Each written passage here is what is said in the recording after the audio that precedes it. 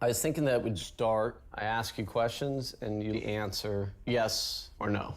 Were you the mastermind that cheated the Olympics? Yes. Today, the World Anti-Doping Agency suspended Russia's sports drug testing lab. 99% of Russian athletes are guilty of doping. It's worse than we thought. If this is true, it is an unimaginable level of criminality. I was helping to facilitate one of the most elaborate doping ploys in sport history. This goes all the way back to 1968. Every sport. Was Putin aware of the existence of a Russian doping system? Yes.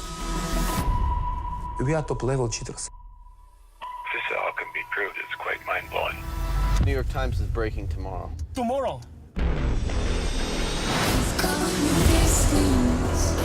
That has the potential of affecting the credibility of all sport. Why would I watch an event that's fixed?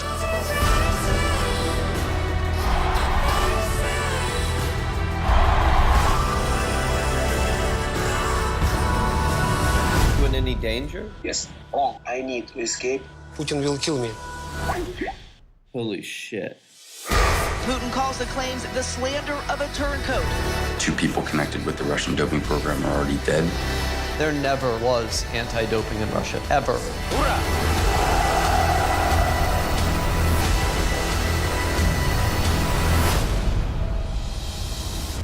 Be very careful what was your recording.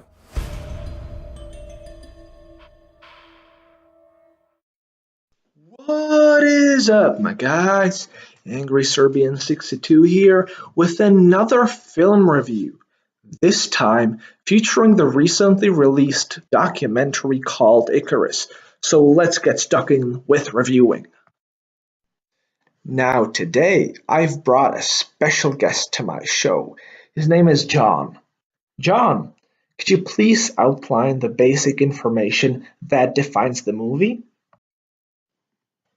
Yeah. So the film is directed by Brian Fogel, produced again by Brian Fogel, Dan Cogan, and many others. The film is about exposing the huge steroid problem we have in our current sports community. The plot of the film is basically about Brian Fogel asking Grigory Rodchenkov, a doping specialist, the director of Russian anti-doping facility, to create a doping plan for him in order for him to pass all of the drug tests. An interesting fact that is presented at the beginning of this movie is that Neil Armstrong has passed over 500 drug tests before he was caught. And what's even worse, he wasn't caught based on a positive drug test. He was caught because one of his mates snitched on him.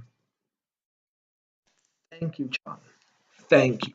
What I personally really like about this movie is its authenticity. It exposes a certain topic that's not something too original or something too authentic. A lot of documentaries do that. Let's look, for example, at Michael Moore, exposing the gun control laws or the Bush administration in the USA. But what makes this movie so interesting, or its interviews with Grigory Rodchenkov, as John over there has been talking about. Now, why are they so interesting? Because the time in which they were filmed was a time where Grigory Rodchenkov was in the process of being thrown out of his job as the director of the Russian anti-doping facility.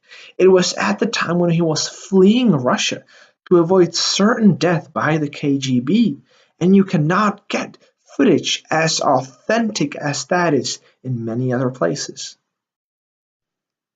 I'll be reviewing the film on 7 categories: language use, commentary, camera, visuals, musical scores, the bias, and the last one, the most important one, my own personal enjoyment.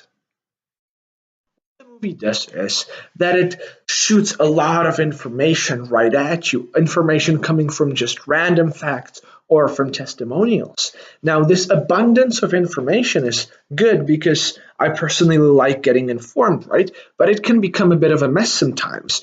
But what Brian Fogel does very good, or his commentaries, or his voiceovers, you always have a lot of information or a testimonial, and after that, you have a voiceover coming from Brian Fogel summarizing what you have just seen and making it clear for you, adding clarity to the information that has been just right now thrown at you. The movie is very authentic, I've already mentioned that before, and this is only perpetuated by the camera style. Stills do not happen very often. A lot of the shots are actually handheld, which gives you the feeling that the information that you're getting right now is raw, is something that they have dug out in the process. Now, the camera also zooms in very often on the person they're interviewing, which gives you, this authentic feeling, this feeling that you're like there at the movie, that what the person is saying is not just plain lies. Let's ease off with the creepiness and get stuck in with the visuals. Let's talk about archival footage, the tone and the mood that the film sets, and the intended audience of the film. Archival footage is being present at the film, and the most predominant one is archival footage of different sport events, events that have actually happened. Now, I am saying this because this sets a particular mood or a tone of the movie. It shows you real footage of stuff that has actually happened, and it shows you the problem behind it, with the commentaries, with the language use, whatever Brian Fogel chooses. So then the feelings that you get from the movie is like, hey, all of this is actually happening, right? And then you start absorbing the information, and as you see what's actually going on, you're like, hey, that is pretty messed up. So I guess the intended audience could be probably almost anyone who has a brain developed enough to understand the problem that the movie is trying to expose. Brian Fogel is really good at doing many things. And another one of those things is the musical score. The style is perfect. It always fits in the right time. It always fits at the right part of the movie. And it accompanies the visuals. The musical score and the visuals synergize and set a mood that gives you the feeling of authenticity. And I've said the word authenticity like a million times right now. But that's just what the film is. That's just the feelings that you get from the film. Authenticity. The documentary surely was a bit biased. The point of the documentary was to expose something. It is an expose.